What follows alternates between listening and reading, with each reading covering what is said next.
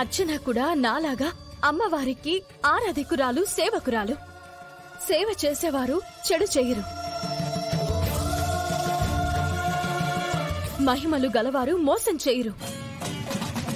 శక్తులు గలవారు చెడుదారిన నడవరు. వారిదెప్పుడు సన్మార్గం, సనాతన మార్గం, ధర్మం వైపే పయనం.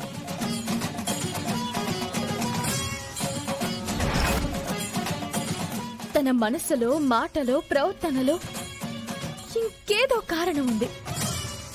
తను దానిని బయట పెట్టడం లేదు. ఆ కారణం ఏంటో తప్పకుండా తెలుసుకుంటాను. అనాథ పాపకు ఆ కుటుంబంను తిరిగి ఇస్తాను.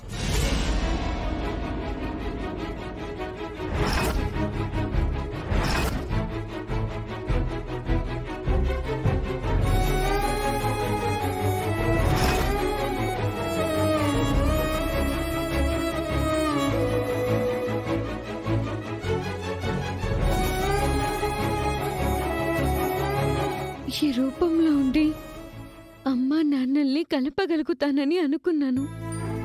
గడువులోపు ఆ పనిని సాధించలేకపోయాను. అమ్మకు న్యాయం చేయలేకపోయాను. నాన్నమ్మ వాళ్ళ ఇంట్లో ఇంకా ఉండుంటే పాత రూపంలోకి వెళ్ళిపోయి ఉండేదాన్ని. అక్షయ్గా నన్ను చూసి తట్టుకోలేరు కాబట్టి ఇంటి నుంచి బయటకు గెంటేసుండేవారు. ఇప్పుడేం చేయాలో నాకేం అర్థం కావడం లేదు. పుట్టినరోజు తర్వాత దూరంగా వెళ్ళిపోయి చనిపోవడం మంచిది.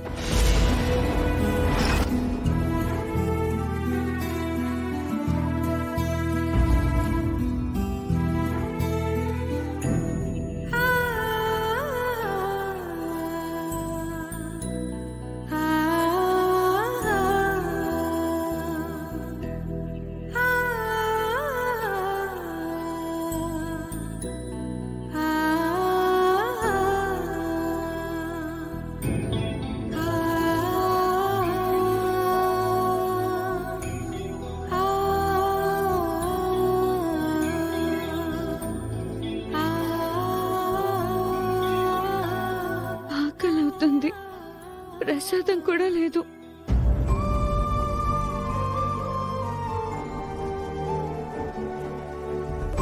తాగడానికి మంచినీళ్ళు కూడా లేవు.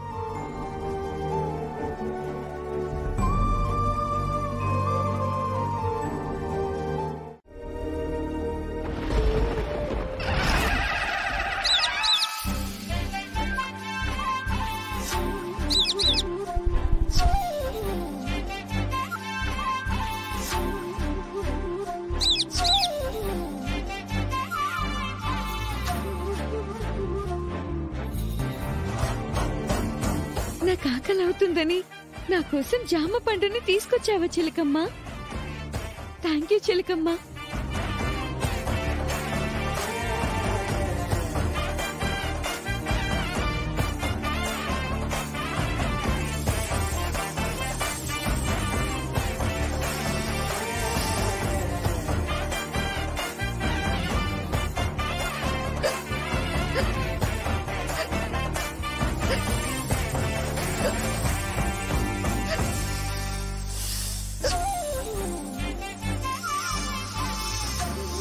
నా కోసం వాటర్ బాటిల్ తీసుకొచ్చావా? Thank you Nagamma.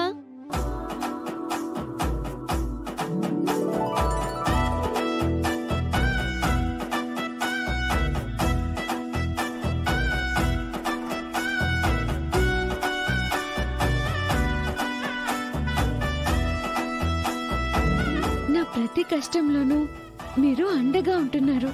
మీకెంతో రుణపడిపోయాను.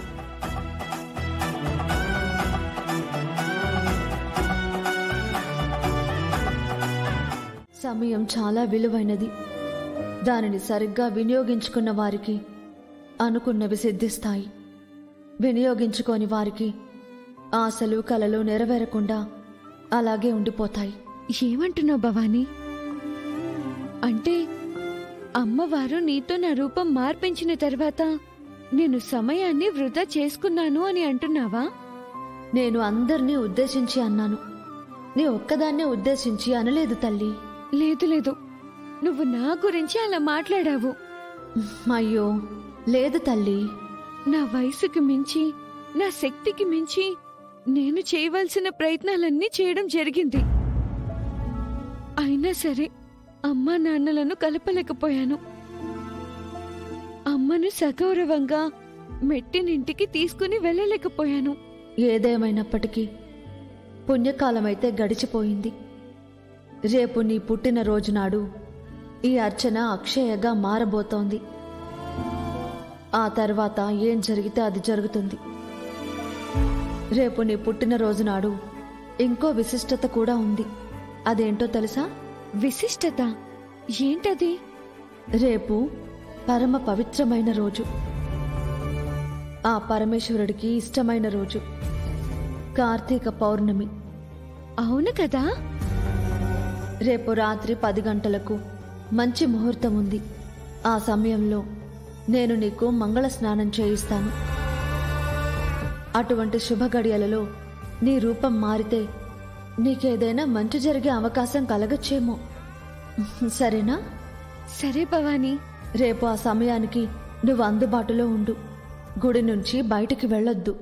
ఇక్కడే నా జీవితం మొదలైంది. గుడే నా ఇల్లైంది. ఇంకెక్కడికి వెళ్ళగలను? భవానీ, ఏంటమ్మా? అమ్మ ఒడిలో పడుకునే అదృష్టానికి ఎటూ నేను నోచుకోకుండా అయిపోయాను. నీకు అభ్యంతరం లేకపోతే కాసేపు నీ ఒడిలో పడుకోవచ్చా? పడుకో.